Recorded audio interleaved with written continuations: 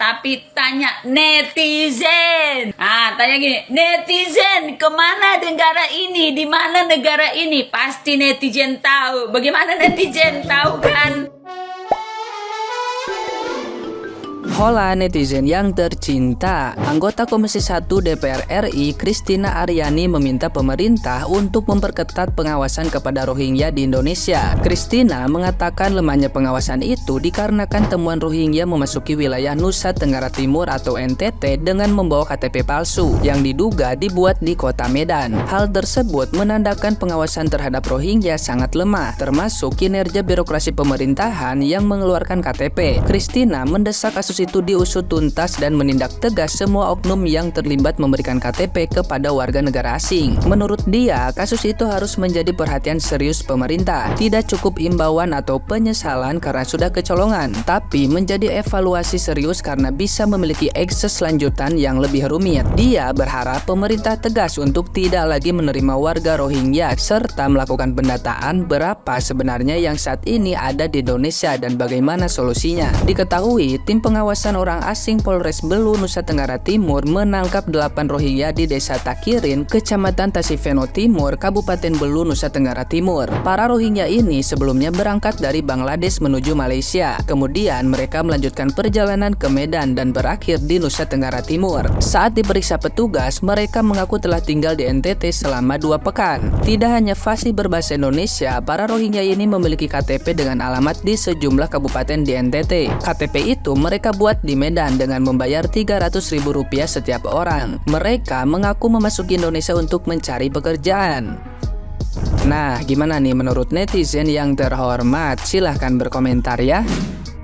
Emang lucu, emang lagi lucu-lucunya. Ini nggak tahu ya, kenapa pemerintah jadi tunduk banget sama UNHCR gitu. Sementara katanya Indonesia tidak menandatangani perjanjian apa gitu kan. Jadi tidak memiliki keharusan untuk menerima mereka. Malah mau dikasih pulau untuk mereka tinggal sementara katanya. Sementaranya sampai kapan? Sampai lo di demo mau keulang lagi tuh kayak Timor Leste? Hah? Mau minta merdeka kayak gitu? Mau? Yang ada aja deh. Wisatawan Rockmini yang sudah berwisata di Indonesia selama 9 tahun mengatakan alasan mengapa wisatawan Rockmini ketika mereka mendarat di Aceh begitu rakus dan kelaparan adalah karena mereka berada selama 1-2 bulan di tengah Samudra India. Oleh sebab itu, ketika mereka menginjak pantai Aceh, mereka begitu kelaparan. Mereka mau opor ayam, capcay dan cendol dan marah-marah. Pertanyaan saya adalah, kok bisa mereka berada 1-2 bulan di Samudra India di mana ada angin kencang, ombak 2 meter? Kok semua sehat-sehat saja? Mereka itu tidak ada yang kurus, dehidrasi, yang bengek, yang nggak bisa bernapas. Ketika mereka turun di pantai Aceh, mereka itu bisa main voli, mereka bisa makan. Karena orang kalau 2 bulan gak makan, pertama bisa modar, dan kedua itu susah makan banyak gitu, karena perut kita mengecil ya. Kita puasa aja ya susah makan banyak,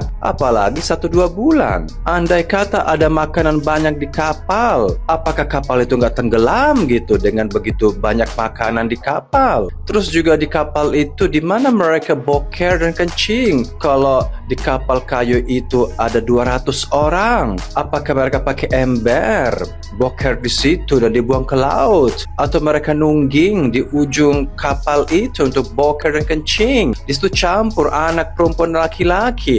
Saya tidak paham semua ini. Tapi dikatakan bahwa ada speedboat ya, kata agen, dan speedboat ini kencang ini dengan motor yang besar mengantar mereka ke tengah laut untuk ganti kapal kayu ini. Jadi kapal kayu ini hanya ya berlayar sebentar, mungkin setengah hari gitu. Dan perjalanan kemungkinan ini dari Bangladesh sampai ke Aceh itu bukan berbulan-bulan, tapi 1 hari gitu. Seperti kalau kita dari Jakarta ke Pulau Seribu, ke Anyer gitu. Kayaknya mereka itu salah alamat ya, harusnya ke Anyer gitu kan. Kenapa ke Aceh? Tapi by the way ya ini aja alasan saya, dan menurut saya tidak masuk akal semua ini. Nah, semoga Yayasan UNCPRIT ini ini bisa bertanggung jawab karena sangat tidak masuk akal ya. Terima kasih. Semoga informasi ini bisa menjadi faedah bagi banyak orang, dan tolong juga kasih penjelasan kepada saya bagaimana pula wisatawan ini semuanya segar,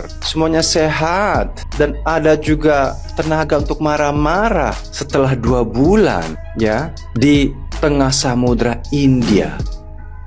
Oke kawan, yang barusan kawan-kawan lihat adalah salah satu contoh dari warga Rohingya yang sudah tinggal selama hampir 9 tahun. Padahal di awal kedatangan mereka direncanakan ditempatkan di shelter temporary. Namun sayangnya, sudah hampir 9 tahun mereka ditempatkan di Sidoarjo. Dan kebetulan, tepat di hari ini, ada kementerian bersama Pemda tertentu mengambil keputusan, menghasilkan keputusan bahwa kedatangan Rohingya yang bergelombang dan berjilid-jilid akan ditempatkan di shelter temporary. Dan akan sepatnya diambil keputusan lokasinya berada di mana. Kita belajar dari apa yang sudah terjadi, bukan kami tidak memahami kemanusiaan, tapi kami tidak mau terkecoh dengan apa yang sudah terjadi sebelumnya. Yang diawali dengan shelter temporary, ujungnya tinggal di Indonesia dengan waktu yang cukup lama. Jadi kami tidak bisa ditawar ataupun menawar.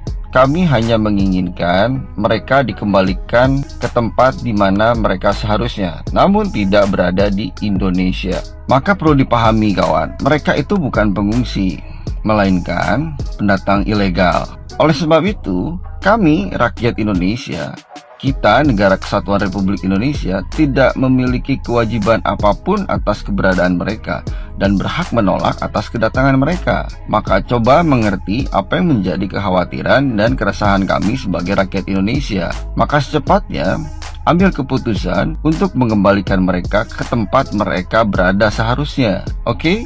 Terima kasih. Saudaraku, kawanku, Usman, ya, saya mau sampaikan bicara tentang Rohingya. Para pengungsi Rohingya sudah diberikan makan 3 kali sehari dengan daging, fasilitas yang paling enak, gizi yang paling tinggi, diberikan fasilitas rumah yang layak huni. Saya sampai saat ini di hati saya masih ada sedikit yang menggelitik, ya. Sedikit saya sakit hati terhadap kata sekelompok orang. Saya sekelompok orang dari bangsa yang ada di Republik ini yang sudah dimerdekakan oleh eyang kami, veteran Republik Indonesia. Sampai saat ini mereka tidak mendapatkan kehidupan yang layak, tidak mendapatkan kemerdekaan yang hakiki. Mereka punya rumah tidak layak huni. Mereka harus mengkai sampah, mencari makan di pinggiran jalanan. You harus ingat, you punya hati ada di mana. Itu ya, dari saya. Anda bilang Anda sebagai warga yang membayar pajak di negara Indonesia. Emang Anda pikir warga Indonesia lainnya yang punya penghasilan, yang bekerja, yang punya penghasilan tidak bayar pajak? Hanya Anda sendiri yang bayar pajak begitu. Jadi suara Anda itu harus banget didengarkan. Kalau Anda sangat cinta sama rakyat Rohingya, bawa aja ke rumahmu. Beli saja 1 tanah itu untuk hidup mereka. Setiap hari Anda kasih makan, mandiin yang bersih-bersih, beli yang wangi-wangi. Pemerintah pun tidak ngelarang. Tapi ini jangan dirampas hak rakyat-rakyat lainnya gitu ya. Masih banyak orang Indonesia yang butuh ditolong. Kenapa harus mereka yang ditolong?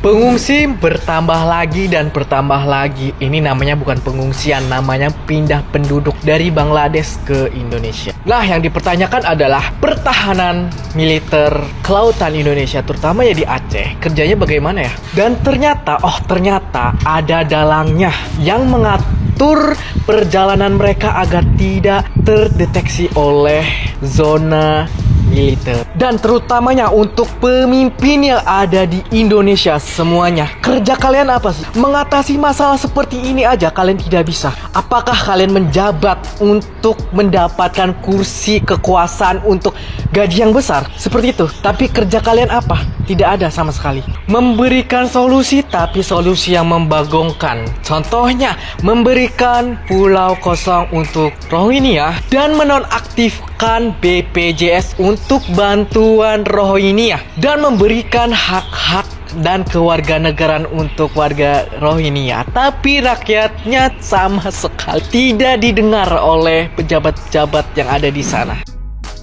Harusnya Bapak jangan bertanya kepada presiden kemana negara ini yang memiliki penuh untuk tanggung jawab kepada etnis Rohingya. Jangan tanya presiden Pak, tapi tanya netizen.